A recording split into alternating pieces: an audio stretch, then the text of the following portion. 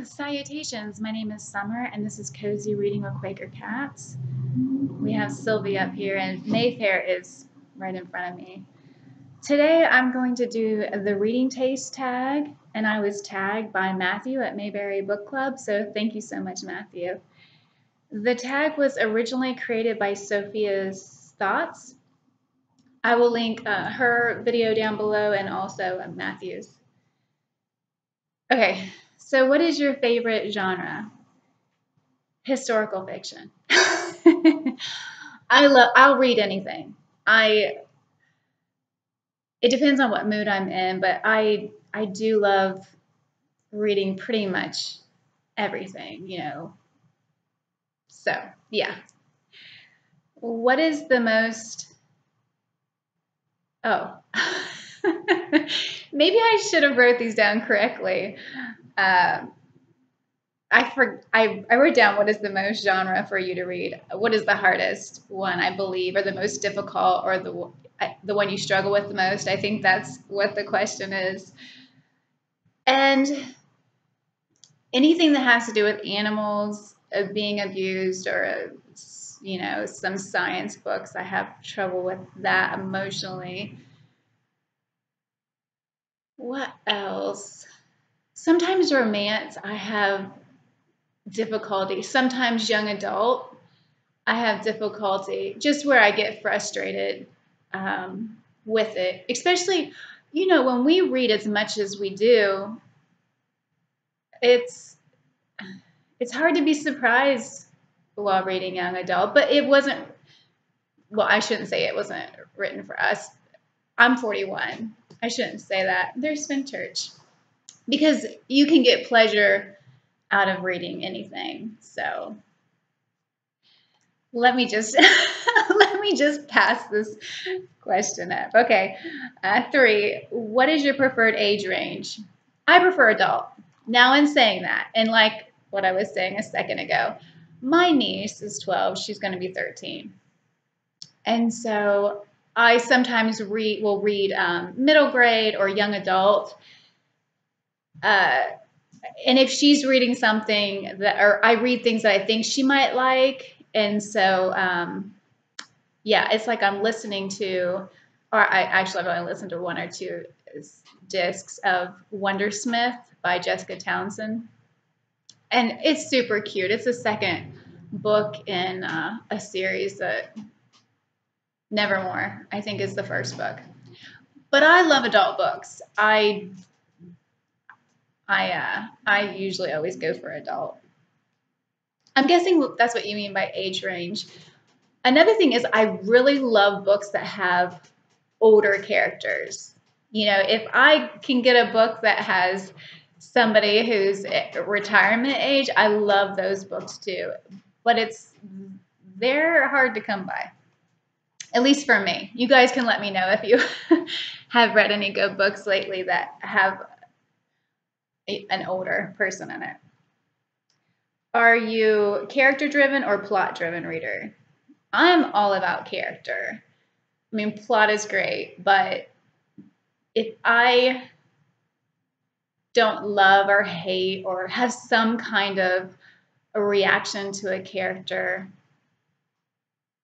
then I don't enjoy the book as much. Do you have a preferred perspective? So I love it when the perspective is different from mine. Also, okay, I pulled out some books here. The Art of Racing in the Rain by Garth Stein. This book, a lot of the time you are hearing from the dog, Enzo, his perspective of how he sees things. I keep hearing a noise, and it's Mayfair is on top of the aquarium. Actually, if I turn, Sylvie's on the thing, but Mayfair is on top of the aquarium, and Church is up top, and then Sylvie. I don't know where Randall is. Okay, so I love it. Like, that was a great book from the dog's perspective. And then Unsaid by Neil Abramson. This is a perspective by someone who has died. And so you're hearing it from her perspective while she's watching what is still going on in the world, if that made any sense. Also, okay, we'll go to the next one. And number 6, do you have a preferred tense? Okay, so this is confusing to me. And maybe I should have said this in the last question. But preferred tense, I don't know. That's a confusing question. But I want to share something. And you guys let me know what this is called, because I love it. And maybe it's called a narrator. I'm guessing it's called a narrator. Let's see here. This is The Crimson Petal and the White. And I absolutely love this. I would love to find more books that have this type of feel to it, where it's like they're talking to you. Okay. Watch your step. Keep your wits about you. You will need them. This city I am bringing you to is vast and intricate, and you have not been here before. You may imagine from other stories you've read that you've known it well, but those stories flatter you, welcoming you as a friend, treating you as if you belonged. The truth is that you are an alien from another time and a place altogether. When I first caught your eye and you decided to come with me, you were probably thinking you would simply arrive and make yourself at home. Now that you are actually here, the air is bitterly cold, and you find yourself being led along in complete darkness, stumbling on uneven ground, recognizing nothing. Looking left and right, blinking against an icy wind, you realize you have entered an unknown street of unlit houses full of unknown people.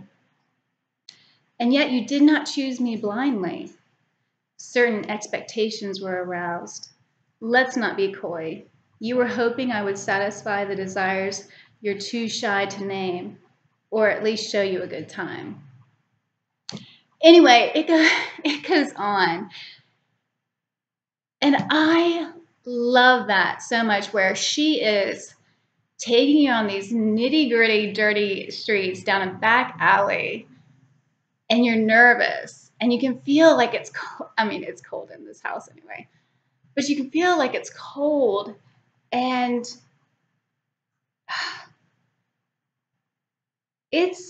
I just absolutely love it. So I'm not sure if that's what you mean by tense, or if that's a way you describe a perspective.